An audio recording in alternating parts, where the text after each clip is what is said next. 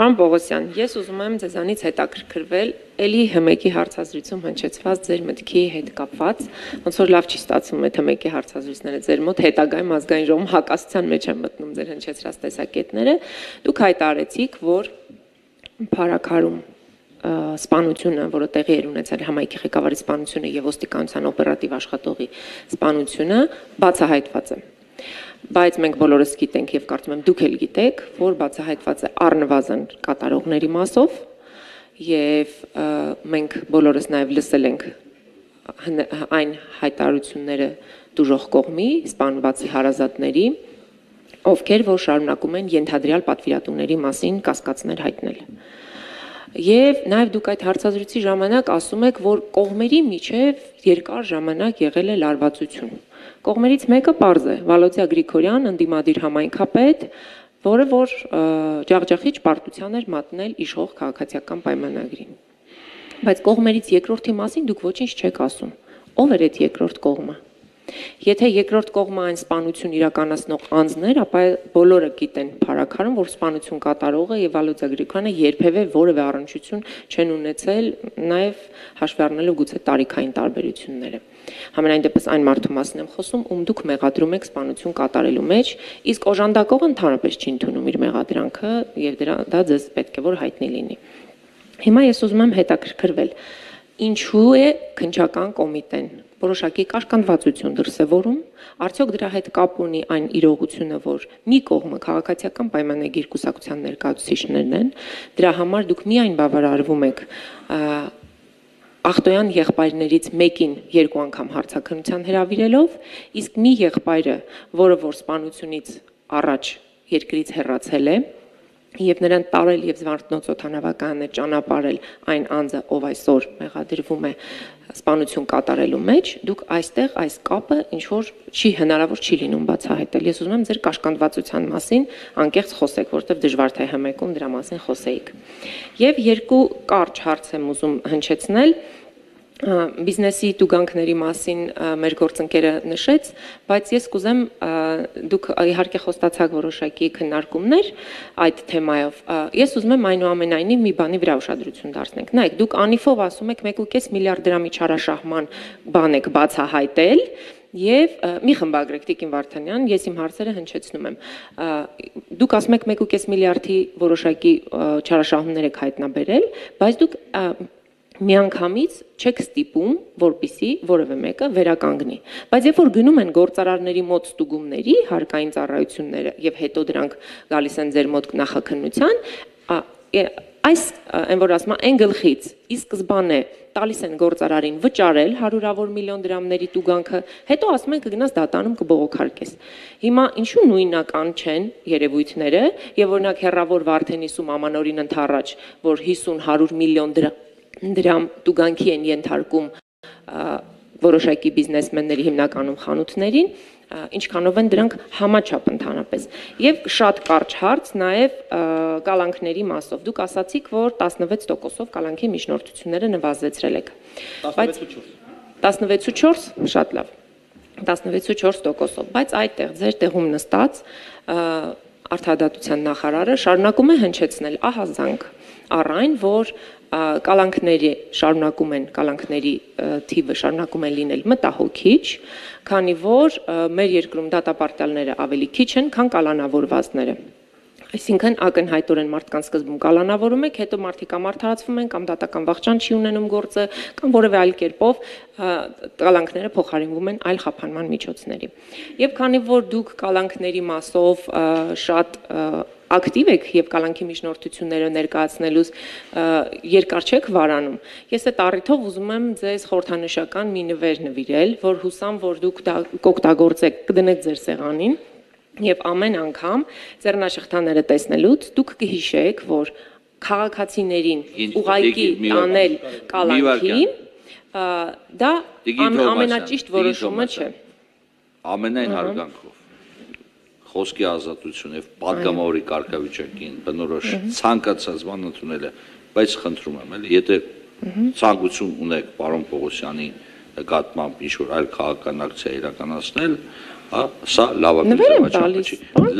Լավագույն ձևաչափը չի։ Նվերներն էլ մի վարքյան։ Նվերներ պարոն Պողոսյան։ Կհայտարարագրի շատ ցածր արժեքով նվերների հայտարարագրման, բայց դուք եք որոշում, կարող եք նվերների հայտարարագրման հետ կապված էլ մենք ունենք սահմանափակումներ։ Խնդրում եմ, շատ դրա համար շատ էժան նվեր եմ նախընտրել բերել։ Խնդրում եմ, որպեսզի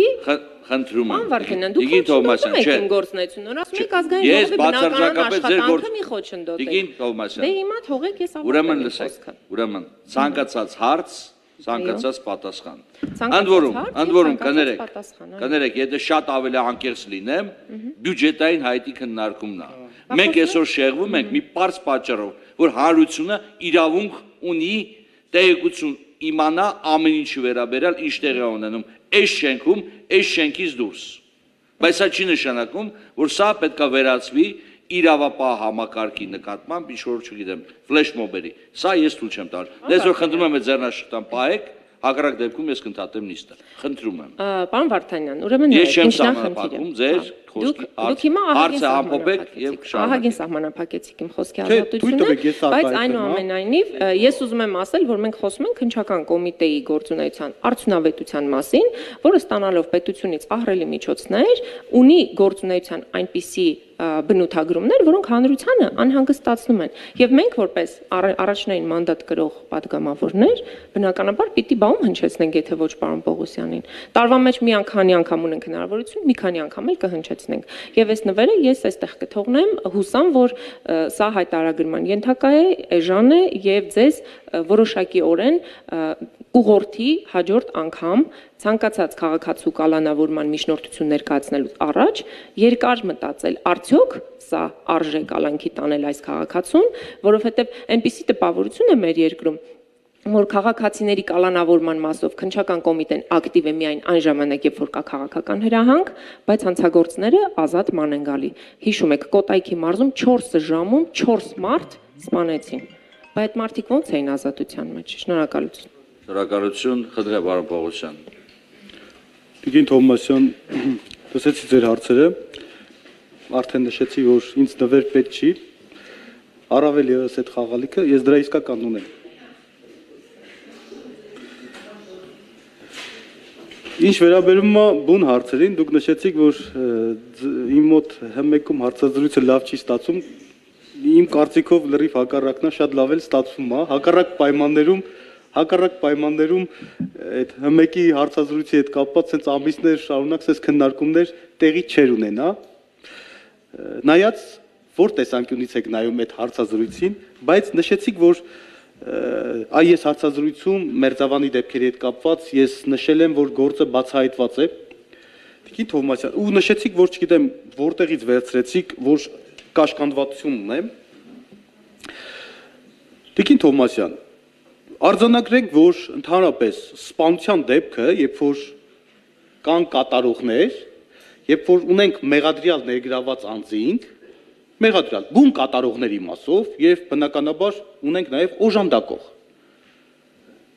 Քննչական կոմիտեի նախագահը երբ որ հելնի ասի, որ օրինակ, չգիտեմ, ասի, որ օրինակ դեպքը բացահայտված չի, չբացված է։ Դա լուրջ է,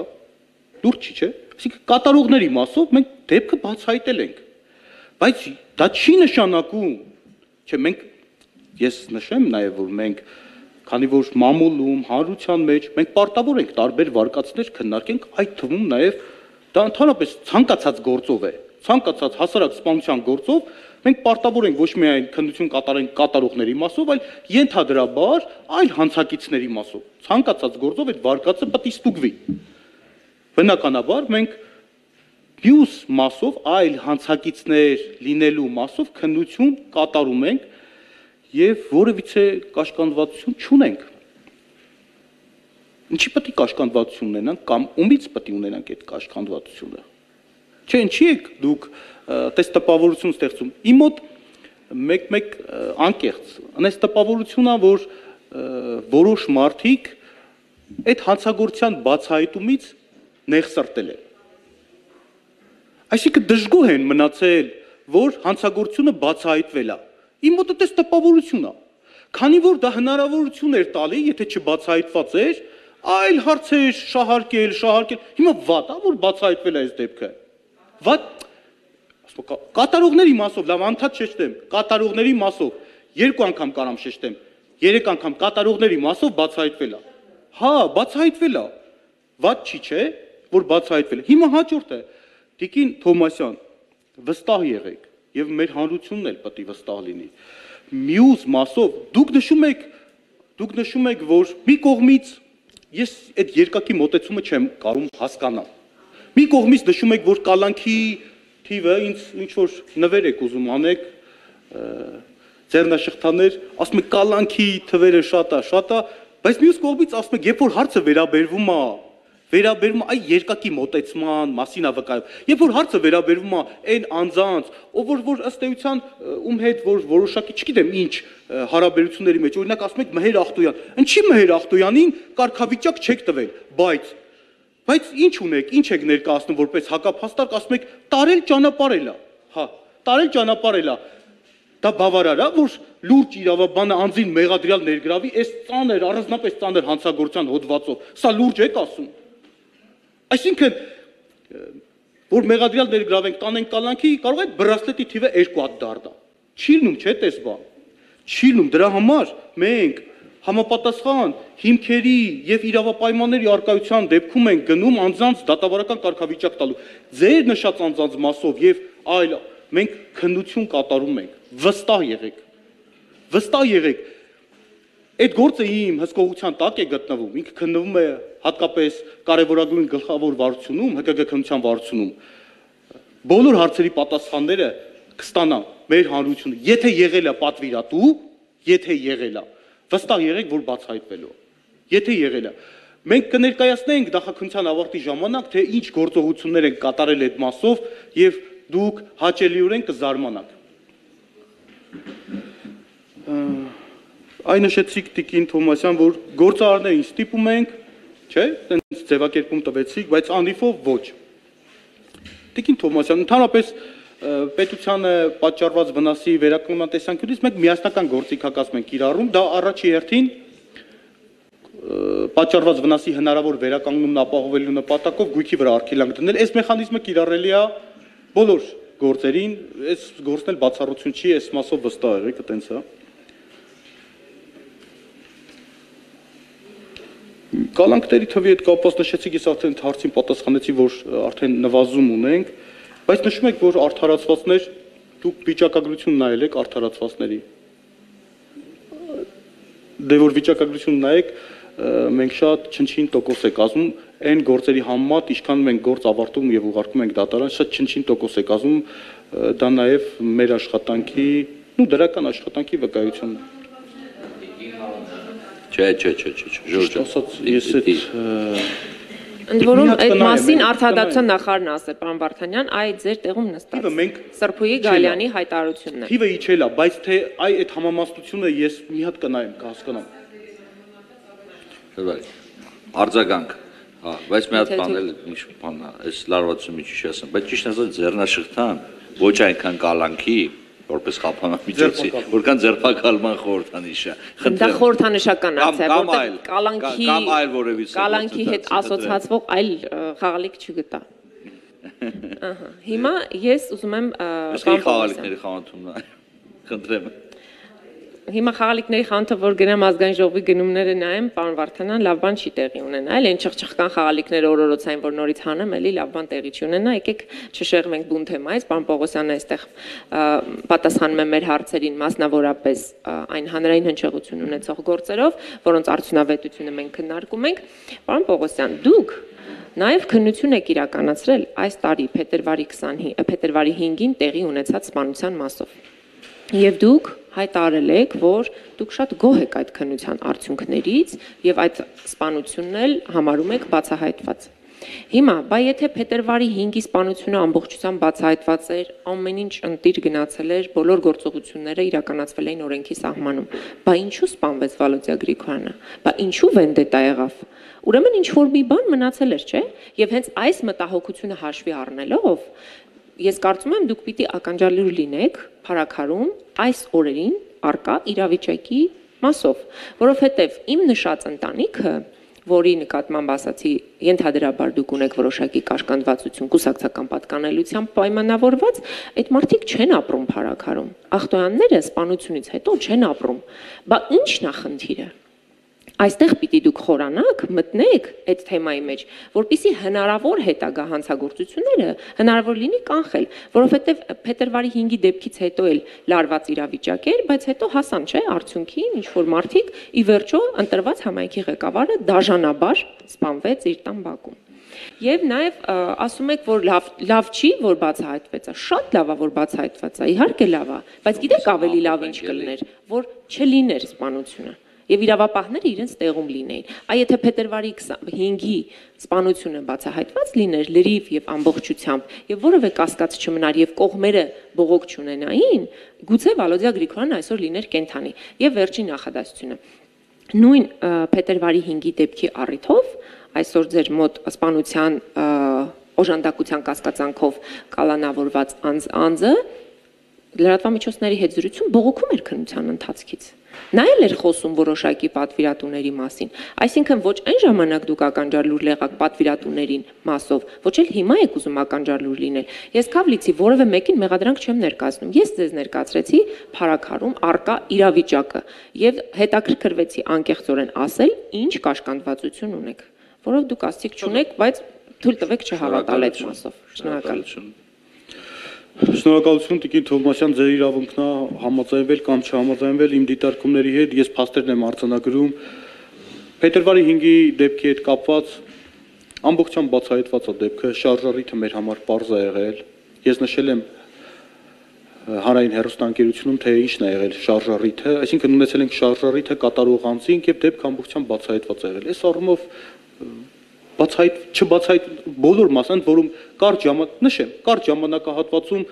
15 անձի վերաբերյալ գործը մենք մեղադրական եզրակացությամբ ուղարկել ենք դատարան, ընդ որում նաև սպանություն կատարող անձի մասով։ Հիմա ձեր նշած քաղաքացին, երբ որ հարցազրույց է վերցրել, այդ անձին կանչել հարցաքննել ենք։ Տիկին Թովմասյան, ինքը կարծեմ մեղադրյալներից մեկի մայրն էր, ինչքան հիշում եմ, մեղադրյալներից մեկի մայրն էր։ Ասպասպանությունը կատարել է այլ անձ, ըստ իր, մի հատ հանգամանք մատնանշեմ եւ այս հարցը փակենք, էլի, ասենց լուրջ չի, էլի, լուրջ չի։ Ասենք լրագրողը գնում հարցազրույց է վերցնում եւ այլ, լուրջ չի։ Սպանություն կատարող ում որ սպանել են, այդ փետրվարի 5-ի դեպքով, ինքնաձիգով են սպանել։ Ինքնաձիգով։ Եվ ունենք ինքնաձիգով սպանություն կատարած անձը, իսկ այն անձը, որը որ նշում է, որ իբր նրա ձեռքին էլ է զենք եղել, նրա ձեռքին ատրճանակ է եղել, ատրճանակ։ Ատրճանակի կրակոց այդտեղ չունենք, հասկացաք ինչ եմ ասում։ Նրան չէ լսեք էլի միջև վերջ։ Մենք դրա համար նույնիսկ այս դեպքում նրան մեղսագրել ենք զենքի գործադրմամբ խուլիգանություն կատարել։ Չենք կարող մեղսագրեինք սպանություն, որովհետև առնվազն ատրճանակից սպանված չէ, այսինքն պրիմիտիվ բան է, որը որ պետք չի սենց մանիպուլացնել։ Հետևաբար նորից եմ վերահաստատում դեպքը բացահայտված է ամբողջությամբ։ Ինչ վերաբերում է հաջորդ դեպքին, ասում եք լավ, եթե բացահայտված էր, ինչի մյուս դեպք եղավ։ Ախր Տիկին Թովմասյան, այդ հարցը որ տալիս եք, որ ինձ տալիս եք, ես այդ հարցի ոնց պատասխանեմ, ես կարող եմ, ես նշում եմ, ես փաստերն եմ արձանագրում որպես քննչական մարմնի ղեկավար։ Մենք զբաղվում ենք դեպքերով, երբ որ ցավոք սրտի, երբ որ հանցագործության դեպք է տեղի ունենում։ Այսինքն, եթե սպանություն տեղի չունենար, քննչական մարմինը չէր զբաղվելու այդ դեպքով։ Բայց մենք չենք կարող, մենք նախկինում, երբ որ վարույթ ենք նախաձեռնում, երբ որ որոշակի մտահոգություններ ունենում ենք, օրինակ, անձը օրինակ որոշակի կյանքի համար վտանգ է տեսնում եւ այլն, պաշտպանության միջոցներ ենք կիրառում, անվտանգության միջոցներ։ Այս դեպքում էլ մենք քննիչը անվտանգության միջոցներ է կիրառել որոշակի անձանց շրջանակի նկատմամբ։ Անվտանգության միջոցների տեսակը չեմ կարող ասել, բայց կիրառել է։ Հիմա շարժառիթն էլ ունենք պարզված։ Այս կատարողը ես հմեկի հարցազրույցում դարձյալ նշել եմ։ Կատարողը նշել է ինչն է շարժառիթը։ Ավելին, կատարողը մենք նույնիսկ հարցաքննությամբ մոտեցել ենք այն վարկածով, որ չենք հավատում քո ասացի։ Չենք հավատում։ Բայց մարդը ապացուցել է իր խոսքերը այլ ապացույցներով հաստատվել է։ Նշել է շարժառիթը ինչու՞մ է։ Այսինքն այդ անձնական, այդ թշնամական հարաբերություններն էր, որ իր անկերոջը, հիմա դուք ասեք 10 տարու մեծ էր, ոնց կարող ընկերություն աներ։ Ասենք դա ինչ ասել, ես չեմ կարող այտենց դիտարկում անել։ Մեծերի հետ ընկերություն անում են։ Հիմա ընկերություն էր անում, ինքը ցավագին էր ընդունել այդ ամեն ինչը, որ իր ընկերոջը կյանքից դրա համար մեղադրել էր այս կողմին։ Ես հիմա ինձ եք հարցնում, այդ մարդը ասում է, որ ես դրա համար մեղավոր եմ համարել այս անձին, բացի դա, նշում է նաև, մի քիչ էս փակակից բացեմ, նշում է նաև, որ մի քանի անգամ Գյուղամիջյան ճանապարհին, կոնկրետ իր հետ էլ է խոսակցություն ունեցել, կոնկրետ իր հետ։ Հիմա չեմ ուզում այս մասով շատ փակագծեր բաց, այսինքն ինքը նշում է շարժառիթը հստակ։ Դա հրապարակային դատաքննության ժամանակ այս ամեն ինչը կհրապարակվի։ Հետևաբար Տիկին Թովմասյան, այդ մասով այսքանը, բայց մենք որևիցե տեսակի կաշկանդվածություն չունենք որևիցե մեկից։